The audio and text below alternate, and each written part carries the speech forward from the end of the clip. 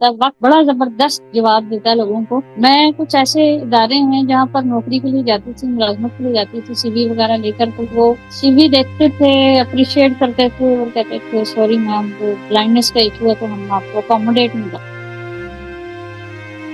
اللہ تعالیٰ پر بھروسہ رکھیں, محنت جاری رکھیں. ایک وقت آئے گا کہ آپ کو ان لوگوں نے ریجیکٹ کیا ہوگا, وہی لوگ آپ کو بلانے کے لیے. یہ نہیں کہتے کہ او اللہ آئی ہیو پرابلم, بلکہ آپ کہتے ہیں او پرابلم آئی ہیو اللہ. تو مشکلات کی آنکھوں میں آنکھیں ڈال کر آگے بڑھیں, زندگی اچھے سے گزاریں. اور آپ جب محنت کرتے ہیں, آپ اللہ پر یقین کی انتہا کو پہنچ جاتے ہیں, تو اللہ آپ کے یقین کو کبھی مانگ نہیں پڑنے دیتا. یہ میرا ایمان ہے. میرے حق میں نہیں بولے گا کوئی سو خود اپنی وکالت کر رہی ہوں. میرے حق میں نہیں بولے گا کوئی سو خود اپنی وکالت کر رہی ہوں. کھڑی ہو کر ہواؤں کے مقابل, کھڑی ہو کر ہواؤں کے مقابل چراغوں کی حفاظت کر رہی ہوں. اور سزا کوئی تو بنتی ہے روبینہ, میں پھر جرم محبت کر رہی ہوں. وہ جدا ہو گیا دیکھتے دیکھتے, کیا سے کیا ہو گیا دیکھتے دیکھتے. دل کی نگری اچانک اجڑ سی گئی, حادثہ ہو گیا دیکھتے دیکھتے. ان کے دل میں محبت ہمارے لیے, ان کے دل میں محبت ہمارے لیے معجزہ ہو گیا دیکھتے دیکھتے. عشق کرنے کا سوچا نہیں تھا کبھی, با خدا ہو گیا دیکھتے دیکھتے. اور اس کی نظروں نے جانے کیا کیا اثر, جو نہ تھا ہو گیا دیکھتے دیکھتے. جانے کب کس طرح دل ہمارا صنم آپ کا ہو گیا دیکھتے دیکھتے. کل تلک رہزنی میں جو مشہور تھا, رہنما ہو گیا دیکھتے دیکھتے. الرحیم. السلام علیکم. سکون آرگنائزیشن کے پلیٹ فارم سے میں ہوں آپ کی ہوسٹ شانزہ سنگھ. اللہ تعالیٰ نے اس دنیا میں کچھ لوگ ایسے پیدا کیے ہیں جو بظاہر تو کسی نعمت سے محروم نظر آتے ہیں, لیکن ان کو کچھ ایسی نعمتوں سے اللہ تعالیٰ نے نوازا ہے جس کی بنیاد پر وہ اپنا لوہا منواتے ہیں. آئیے آج میں آپ کو ایک ایسی باہمت خاتون سے ملوانے جا رہی ہوں جن کا تعارف لفظوں کا محتاج نہیں. آئیے ملتے ہیں میم روبینہ شاہ سے. السلام علیکم میم. جی وعلیکم السلام. کیسے ہیں آپ؟ خیریت سے ہیں؟ الحمدللہ. میم آپ کیسی ہیں؟ الحمدللہ. بہت شکریہ آپ لوگوں نے اس قابل سمجھا اور انوائٹ کیا آپ نے مجھے. ہاں جی میم. میم ویسے تو آپ کسی تعارف کی محتاج نہیں ہیں. میں چاہوں گی کہ آپ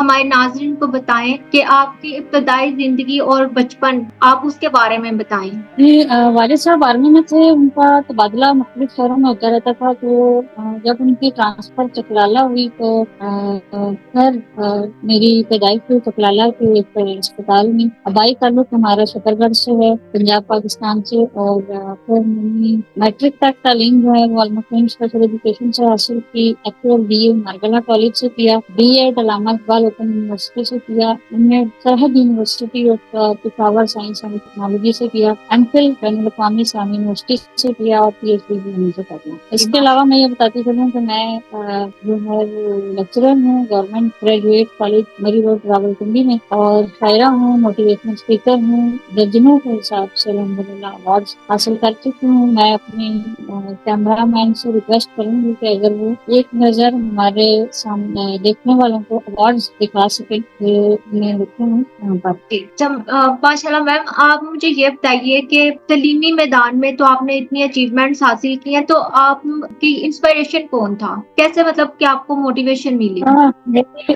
میرا انسپریشن سب سے پہلے تو پہلی درسگاہ ماں کی گود ہوتی ہے. میری والدہ اور والد صاحب زیادہ پڑھے لکھے نہیں ہیں, لیکن انہوں نے یہ طے کر لیا تھا شروع میں کہ اگر ہمارے بچوں کو اللہ تعالیٰ نے ظاہری روشنی سے محروم رکھا, یعنی آنکھوں کی روشنی سے محروم رکھا, تو ہم اس مجبوری کو, اس معذوری کو ان کی مجبوری نہیں بننے دیں گے, اور ہر ممکن کوشش کریں گے کہ ان کو علم کی روشنی سے منور کریں. بس پھر انسپریشن تو وقت کے ساتھ ساتھ وہ بنتی بھی ہیں اور بدلتی بھی رہتی ہیں. پہلے انسپریشن میری والدہ ہیں, والد صاحب ہیں, اس کے بعد اساتذہ ہیں, بہت سارے اساتذہ ہیں, بہت ساری اور شخصیات زندگی میں پہلے کار ملتے ہیں. جی میم, آپ مجھے یہ بتائیے, آپ شاعری بھی کرتی ہیں, تو ہم یہ جاننا چاہتے ہیں کہ آپ نے شاعری کب سے شروع کیا اور اس کی وجہ کیا تھی؟ اچھا سوال ہے, اکثر انٹرویوز میں کیا جاتا ہے. شاعری میں نے میٹرک کے زمانے میں شروع کی تھی. ہم کو ایجوکیشن میں پڑھتے تھے, اور اسپیشل ایجوکیشن میں وہاں ہمارے کلاس والوں کو شعر سنائے. تو وہ ہوتا ہے نا تھوڑا ہیلدی کمپٹیشن جو ہوتا تھا، تو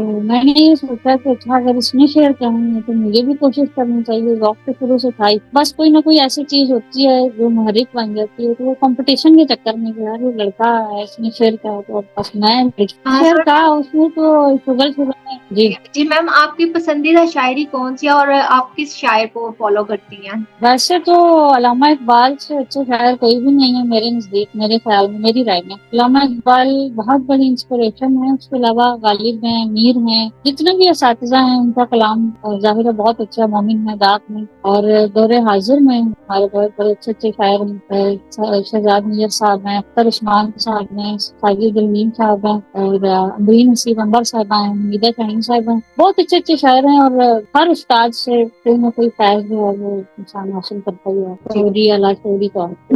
جی میم، آپ کی پسندیدہ شاعری وہ ہمیں ہمارے ناظرین کو سنائیے آپ. اپنی جی سب لوگ یہاں جھومنے گانے میں لگے ہیں، سب لوگ یہاں جھومنے گانے میں لگے ہیں، ایک ہم ہیں کہ بس پڑھنے پڑھانے میں لگے ہیں. اور افسوس کے چاہا تھا جنہیں جان سے بڑھ کر اب ہم سے وہی جان چھڑانے میں لگے ہیں. حیران ہوں احباب کو دکھتے نہیں کیوں کر جو زخم مجھے نام کمانے میں لگے ہیں. اور ظلمت کو مٹانے کے لیے تیرے جہاں سے ہر روز نئے دیپ جلانے میں لگے ہیں. کچھ یادیں میری چین کی دشمن ہے روبینہ، کچھ خواب میری نیند اڑانے میں لگے. بہت زبردست، بہت. میم یہ آپ کا اپنا کلام ہے؟ جی اپنا کلام. بہت اچھا ہے. کامیاب تو ہر آپ کو کوئی پتہ ہوتا ہے، ہے یہاں تک کہ یہاں تک پہنچنا کتنا مشکل تھا اور آپ کیسے ان مشکلات سے گزرتے یہاں تک پہنچے. ہاں جی.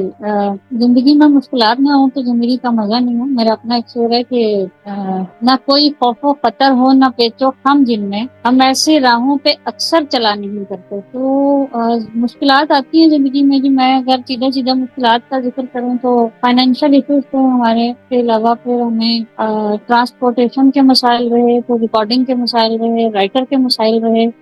سب سے زیادہ مسئلہ یہ تھا کہ نہ ٹیچرس کو اویئرنیس تھی کہ بلائنڈ کو کیسے پڑھانا ہے، اور جو فیلوز تھے ان کو بھی نہیں. میں یہ نہیں کہتی کہ وہ اچھے نہیں ہیں، وہ بہت اچھے لوگ ہیں سب، مگر ہماری بدقسمتی یہ ہے کہ ہم نے اس طرف توجہ نہیں دی کہ ان کو یہ بتایا جائے کہ بلائنڈ بھی ایگزسٹ کرتے ہیں یا فزیکلی ڈسیبل بھی لوگ ایگزسٹ کرتے ہیں اس دنیا میں. تو اگر ایسا بھی بندہ آپ کے پاس آ جاتا ہے تو اس کو ٹریٹ کر سکتے ہیں. تو میرا خیال ہے کہ اس پر کام کرنے کی اور کنکلوژن کی طرف سب کو لانے کی بہت زیادہ ضرورت ہے. آپ کا پہلا کلام کون سا تھا اور آپ کو کس فارم پر سب سے پہلے لب کشائی کا موقع ملا؟ جی دوسرے سوال کا جواب میں پہلے دیتی ہوں. میرا الحمدللہ ایک محفل مسالمہ تھی. محفل مسالمہ وہ محفل ہوتی ہے جس میں حضرت امام حسین رضی اللہ تعالیٰ عنہ کے ظہور اور سلام پیش کیا جاتا ہے مشاعرے کی صورت. مجھے رات کے 10 بجے فون آیا تھا اپنے ایک انکل کا، خیر انکل کا. انہوں نے کہا جی بیٹا آپ اگر مشاعرے میں پارٹیسپیٹ کرنا چاہتے ہیں، سلام کی محفل ہے، تو آپ اس میں تشریف لائیے. میں نے زندگی میں پہلی بار سنا تھا کہ مسالمہ کیا ہوتا ہے، اور پھر مشاعرے میں جانے کا جنون کی حد تک شوق تھا. میں چاہتی تھی کہ مشاعرہ دیکھوں کیسا ہوتا ہے کیا ہے. تو اللہ تعالیٰ نے توفیق بخشی اور کلام لکھ لیا. ہم نے اشعار کہہ لیے حضرت امام حسین رضی اللہ تعالیٰ عنہ کی شان میں، اور پھر وہی جو اشعار تھے وہ میں نے اس محفل میں پڑھے. خوش قسمتی یہ ہے میری کہ پہلے ہی مشاعرے میں افتخار عارف، بشیر، ناظم، احسان، اکبر اور بہت بڑے ٹاپ کے جو پاکستان یہ پنڈی اسلام آباد کے، نہ صرف پنڈی اسلام آباد کے بلکہ دنیا بھر میں ان کو مانا جاتا، وہ تمام شعراء موجود تھے. جہاں تک آپ نے بات کہی کہ پہلا کلام کون سا تھا، تو پہلی غزل تھی، اس میں وزن کے کچھ مسائل ضرور تھے، مگر یہ کہ ظاہر پہلی چیز، پہلی محبت، پہلی کوئی بھی چیز ہو آپ کو کبھی نہیں بھولتی. تو وہ اس غزل کا ایک شعر مجھے یاد ہے کہ اس کے بن کچھ بھی نہیں ہے میرا سونا جیون، میں نے صدیوں سے جو مانگا اسے میرا کر. اچھا میم، آج کل آپ کی کیا مصروفیات ہے اور آپ نے مستقبل کے لیے کیا پریورٹی سیٹ کی؟ میں جی پی ایچ ڈی کر رہی ہوں، اس کا ابھی پہلا سیمسٹر ہے. یہ اپنے آپ میں ایک بڑی مصروفیت ہے. اس کے علاوہ میں جاب کر رہی ہوں، لیکچرر ہوں الحمدللہ. سینکڑوں اور ہزاروں طالبات کو نور علم سے منور کر رہی ہوں. اور اس کے ساتھ ساتھ جو ہے وہ ادبی ایکٹیویٹیز چلتی ہیں، مشاعرے ہیں، کچھ لکھنے پڑھنے کا کام ہوتا ہے. پھر یہ ہے کہ میں نے الحمدللہ کچھ اپنے ہونہار طالب علموں کے ساتھ مل کر ایک NGO بنائی ہے بلائنڈ لوگوں کے لیے، cosmopolitan lighthouse of visionaries club کے نام سے. اس کے پلیٹ فارم سے ہم کیریئر کاؤنسلنگ کرتے ہیں اسٹوڈینٹس کی. اس کے علاوہ ہم جو بھی ان کے تعلیمی مسائل ہیں خاص طور پر ان کو حل کرنے کی کوشش ہیں. دیکھنے والوں سے میں ریکویسٹ کروں گی کہ وہ کلوب کا پیج موجود ہے، کلوب ऑफिशियल के नाम से। हमें वॉलंटियर्स की जरूरत होती है जो जो ब्लाइंड स्टूडेंट हैं, उनकी रिकॉर्डिंग, उनके लिए रिसर्च का काम और इस तरह के छोटे मोटे काम करके उनको तालीम के हुसूल में मदद फराहम करें। तो अगर कोई हमारे इस प्लेटफॉर्म का हिस्सा बनना चाहे तो वो हमसे राब्ता कायम करते हैं। जी। अच्छा मैम, आप उस्ताद भी हैं, अगर आप उस्ताद और शायरा ना होती तो आप क्या होती? लीडरशिप के जरासीम शुरू से थे मेरे अंदर। मैं हमेशा अपने इंटरव्यूज में ये बात कहा करती हूँ, ये वाकया सुनाती हूँ सबको। हमारे मोहल्ले में एक स्कूल खुला प्राइवेट, काफी अच्छे किस्म का, अच्छे लेवल का स्कूल था। तो उसकी प्रिंसिपल थी, उन्होंने मुझसे पूछा कि आप क्या बनना चाहती हैं। मैं उस वक्त बहुत छोटी थी, मैंने कहा कि मैं प्रिंसिपल बनना चाहती हूँ। ये नहीं कहा कि टीचर बनना चाहती हूँ। उन्होंने कहा क्यों आप प्रिंसिपल बनना चाहती हूँ? मैंने कहा जी बचपना था, बचपन छोटा जहन था। मैंने कहा जी मुझे ना ये रिवॉल्विंग चेयर पे बैठने का बड़ा शौक है, जो जिसको हम आम जबान में घूमने वाली कुर्सी पे। तो उन्होंने कहा अच्छा मैं ऐसा करती हूँ, अपनी कुर्सी छोड़ती हूँ तो आप उस पर बैठ जाइए, कौन सा बड़ा मसला। मैंने कहा नहीं नहीं, ऐसे नहीं बैठना, पढ़ लिख के कुछ हासिल करके फिर अपनी मेहनत से इस कुर्सी पे बैठूंगी, फिर मजा कुछ और है। कुछ अर्सा वकील बनने का भी शौक था, लेकिन मेरा ख्याल है कि मेरे लिए अल्लाह पाक ने जो चुना है वो बेस्ट है, इससे अच्छा कुछ हो ही नहीं सकता। तो अल्हम्दुलिल्लाह दोनों ही हैसियतें मेरे लिए बहुत जबरदस्त है। नबी अकरम सल्लल्लाहु अलैहि वसल्लम की हदीस का मफहूम है कि उस्ताद बन जाओ या शागिर्द बन जाओ, और तीसरी हैसियत इख्तियार ना करो। मेरी खुशकिस्मती यह है कि मैं उस्ताद भी हूँ और मैं शागिर्द भी हूँ। उसूल इल्म का सिलसिला भी मेरा जारी है और अल्हम्दुलिल्लाह मुलाजिम भी हूँ। और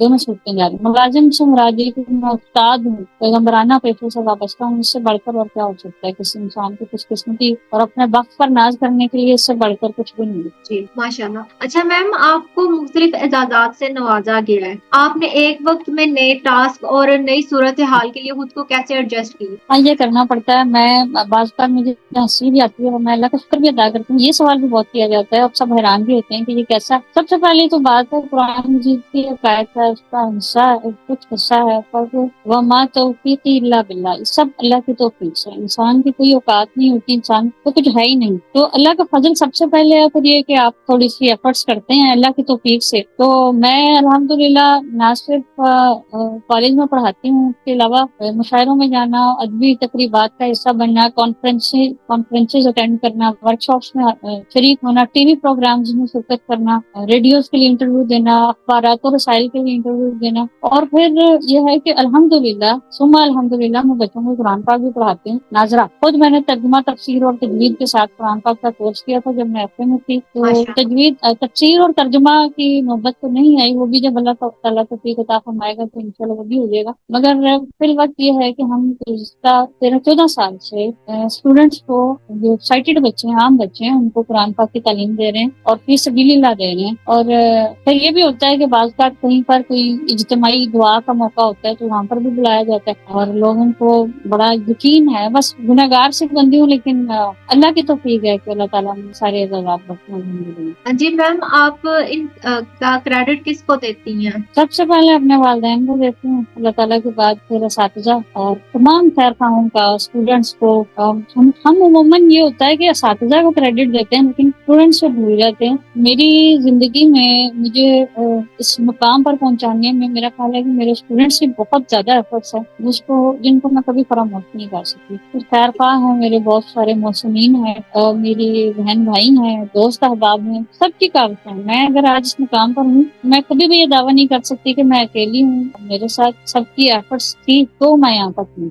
मैम, कोई मोटिवेशनल स्टोरी जो आप हमारे नाज़रीन को सुनाना चाहें? बहुत सारी हैं जी।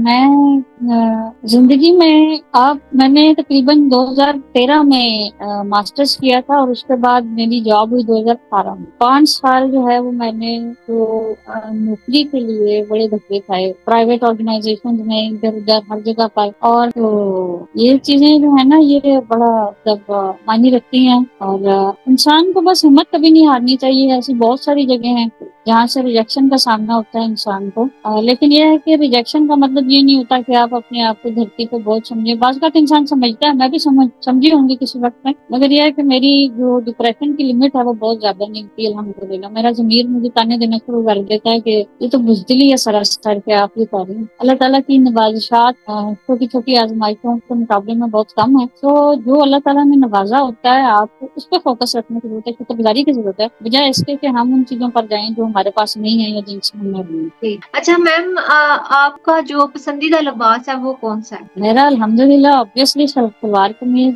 ڈیسنٹ ڈریسنگ پسند ہے مجھے. بہت اچھے سے کلرز ہوں جو پہن کے اچھے لگے, اور میری ڈریسنگ کی الحمدللہ بڑی تعریف ہوتی ہے. اور میں سمجھتی ہوں کہ بحیثیت استاد ایک تو ٹیچر جو ہے وہ رول ماڈل ہوتا ہے اپنے اسٹوڈنٹس کے لیے. تو میں نے کبھی زندگی میں اگر ٹائٹ اور جینس وغیرہ پہنی بھی تھی, تو میں نے جب ملازمت اختیار کی, جب میری جاب ہو گئی اور میں استاد جیسے مقدس پیشے سے وابستہ ہوئی, تو میں نے یہ ساری چیزیں ترک کر دی, چھوڑ دی, کیونکہ میرے اسٹوڈنٹس نے مجھے فالو کرنا. اور پھر یہ ہے کہ میرا خیال ہے کہ اسٹوڈنٹ کو ایک اچھا مسکراتا ہنستا مسکراتا فریش لک والا ٹیچر چاہیے ہوتا ہے. آپ اندر سے کتنی بھی تکلیف میں, ہماری ایک استاد تھی وہ کہا کرتی تھی کہ ٹیچر جو ہے وہ اداکار ہوتا ہے. وہ آپ کسی بھی فیز میں ہیں, آپ زندگی میں کوئی بھی آپ کی مشکل ہے, لیکن آپ کو چہرے پہ اسمائل رکھنی ہے اپنے اسٹوڈنٹ کی خاطر. تو میرا خیال ہے کہ ہمیں ہماری شخصیت کا جز ہے اچھا لباس ضرور پہننا چاہیے. بہت مہنگا نہ ہو, نہ صحیح, سستے میں بھی آپ اچھی چیز پہن سکتے ہیں, لیکن میرا خیال ہے کہ اسٹوڈنٹ کا حق بنتا ہے اور دیکھنے والوں کا حق بنتا ہے کہ انہیں کوئی اچھی خوبصورت جاذب نظر شخصیت نظر آئے, تاکہ ان کو دیکھنے کو بھی دل کرے. اچھا میم, آپ کیا سمجھتی ہیں کہ جو پہلے کے مطلب کے اسٹوڈنٹس تھے اور اب کے اسٹوڈنٹس میں کیا ڈفرنس آپ دیکھتی ہیں؟ پہلے اسٹوڈنٹس کو پڑھانا آسان تھا یا اب کے جو اسٹوڈنٹس ہیں ان کو پڑھانا آسان ہے؟ مجھے بہت زیادہ عرصہ نہیں ہوا پڑھاتے ہوئے, 6 سال تقریباً. میں اس سے پہلے پرائیویٹ اسکول میں جاب کی, 1.5 سال پھر اسلامی یونیورسٹی میں پڑھایا. مجھے تو ہمیشہ اسٹوڈنٹ بڑے اچھے ملے ہیں, ہر جگہ پر, ہر موڑ پر. آج بھی عزت کرتے ہیں اور بہت رسپیکٹ دیتے ہیں الحمدللہ. یہی ایک استاد کا سرمایہ ہے. لیکن میرا ذاتی خیال یہ ہے کہ اسٹوڈنٹس جو ہمارے دور کے اسٹوڈنٹ تو آج بھی وہی ہیں, لیکن بہت پرانے ہمارے والدین کے زمانے کے, یا ان میں تربیت ہمیں نظر آتی تھی. وہ کسی اسکول میں نہیں جاتے تھے. علامہ اقبال کا شعر ہے نا, یہ فیضان نظر تھا یا کہ مکتب کی کرامت تھی, سکھائے کس نے اسماعیل کو آداب فرزندی. اگر اسماعیل علیہ السلام نے حضرت ابراہیم علیہ السلام کی بات پر جب انہوں نے کہا تھا کہ میں نے خواب میں دیکھ لیا کہ میں آپ کو ذبح کرنا ہے, قربان کرنا ہے اللہ کی خاطر, تو انہوں نے کوئی بحث مباحثہ نہیں کی کہ آپ یہ کیا کر رہے ہیں میرے ساتھ, میں تو ایسا نہیں ہونے دوں گا وغیرہ وغیرہ. تو علامہ اقبال کہتے ہیں کہ یہ جو فرما برداری تھی یہ ان کو تربیت سے حاصل ہوئی. ان کو نظر جو نگاہ ہوتی ہے نا بندہ مومن کی, جو بزرگوں کی نگاہ ہوتی ہے, جو معرفت کی نگاہ ہوتی ہے,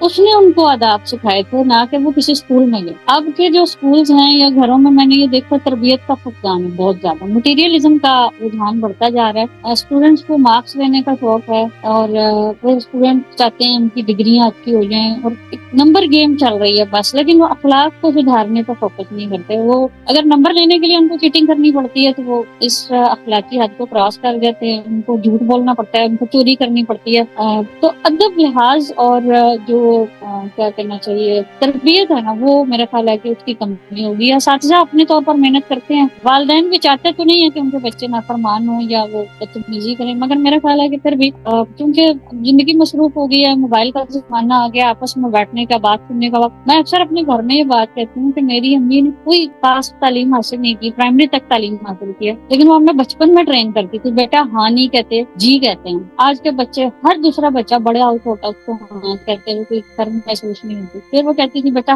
ہاتھ دھو کے کھانا کھانا ہے, سیدھے ہاتھ سے کھانا کھانا ہے, بیٹھ کے کھانا کھانا ہے. یہ چھوٹی چھوٹی چیزیں ہیں, یہ تربیت جو ہے نا یہ بڑی ضروری ہے, جس کی مجھے لگتا ہے کہ اسٹوڈنٹس میں بھی اور بچوں میں کمی نظر آتی ہے. اچھا میم, آپ کا جو پسندیدہ موسم ہے وہ کون سا ہے جس سے آپ کا جو دل ہے وہ شادواں ہو جاتا ہے؟ ایسے مجھے سردیاں بالکل اچھی نہیں لگتی. مجھے تھوڑا سا الرجی کا ایشو ہے, ایسٹمیٹک قسم کی. تو ابھی بھی موسم خوشگوار ہے, ٹھنڈا ہے, تو ساتھ ہی میری طبیعت جو ہے وہ خراب ہونا شروع ہو جاتی ہے. مجھے گرمی میں کمفرٹیبل فیل ہوتا ہے. یہ بڑی عجیب بات لگے گی آپ کو, لیکن یہ حقیقت ہے کہ گرمی میں بہت میری کام کرنے کی رفتار ڈبل ہو جاتی ہے. اور پھر یہ کہ باہر کا موسم تو اوبویسلی شاعروں کی اور شاعری کی جان ہوتا ہے. برسات کا موسم بڑا اٹریکٹ کرتا ہے. سردی بھی اچھی لگتی ہے اگر وہ ہیلتھ کو افیکٹ نہ کرے. حالانکہ سارے موسم میں ساری نعمتیں ہیں, اس کا جتنا شکر ادا کیا جائے. ہم خوش قسمت لوگ ہیں کہ ہمیں چاروں موسموں سے فیض یاب ہونے کا موقع ملتا ہے, ان کو انجوائے کرنے کا موقع ملتا ہے. اچھا میم, مجھے یہ بتائیں کہ وہ مطلب کہ کون سے لمحات ہوتے ہیں کہ آپ کو غصہ آیا ہوتا ہے یا یا کہ آپ کی طبیعت میں کوئی خوشگواری ہوتی ہے جب آپ مطلب کہ شعر آپ فٹافٹ ذہن میں آئے؟ ہاں یہ بہت اچھا ہے، ہم وزن بھی ہے،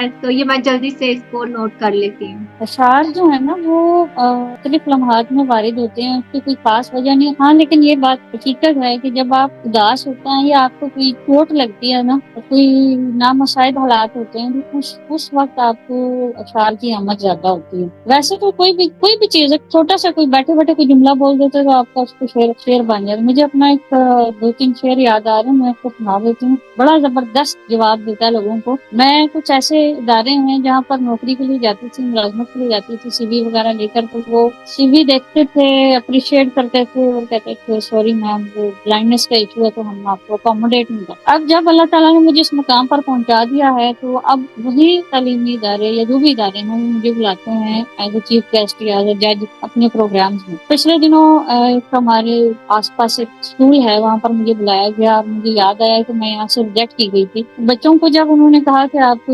موٹیویشنل کوئی اسپیچ دیں، کوئی بات کریں، کچھ ان کو پیغام دیں، تو میں نے ان سے یہ کہا، میں نے کہا جی آپ لوگوں نے گھبرانا نہیں ہے بالکل بھی۔ یہ نہیں کہتے کہ او اللہ آئی ہیو پرابلم، بلکہ آپ کہتے ہیں او پرابلم آئی ہیو اللہ۔ تو مشکلات کی آنکھوں میں آنکھیں ڈال کر آگے بڑھیں، زندگی اچھے سے گزاریں، اور آپ جب محنت کرتے ہیں، آپ اللہ پر یقین کی انتہا کو پہنچ جاتے ہیں، تو اللہ آپ کے یقین کو کبھی مانگ نہیں پڑنے دیتا۔ یہ میرا ایمان ہے۔ اللہ پر بھروسہ رکھیں، ارادے جن کے پختہ ہوں، نظر جن کی خدا پر ہو، کلات و خیز موجوں سے وہ گھبرایا نہیں کرتے۔ بس آگے بڑھیں اور پرابلم کو نو کہیں اور اپرچونٹیز پہ یس کہیں گے تو آپ یقینی کامیاب ہوں گے۔ تھینک یو سو مچ میم، آپ سے بات کر کے بہت اچھا لگا۔ میں چاہوں گی کہ مطلب پروگرام کا جو اختتام ہے وہ کوئی آپ اپنے اشعار سے کیجیے۔ مجھے ایک بہت وائرل غزل ہے، میں اس کو کچھ اشعار سنا دیتی ہوں۔ وہ جدا ہو گیا دیکھتے دیکھتے، کیا سے کیا ہو گیا دیکھتے دیکھتے، دل کی نگری اچانک اجڑ سی گئی، حادثہ ہو گیا دیکھتے دیکھتے، ان کے دل میں محبت ہمارے لیے، ان کے دل میں محبت ہمارے لیے معجزہ ہو گیا دیکھتے دیکھتے، عشق کرنے کا سوچا نہیں تھا کبھی، با خدا ہو گیا دیکھتے دیکھتے، اور اس کی نظروں نے جانے کیا کیا اثر، جو نہ تھا ہو گیا دیکھتے دیکھتے، جانے کب کس طرح دل ہمارا صنم آپ کا ہو گیا دیکھتے دیکھتے، کل تلک رہزنی میں جو مشہور تھا رہنما ہو گیا دیکھتے دیکھتے۔ تھینک یو سو مچ میم۔ بہت شکریہ۔ اللہ حافظ۔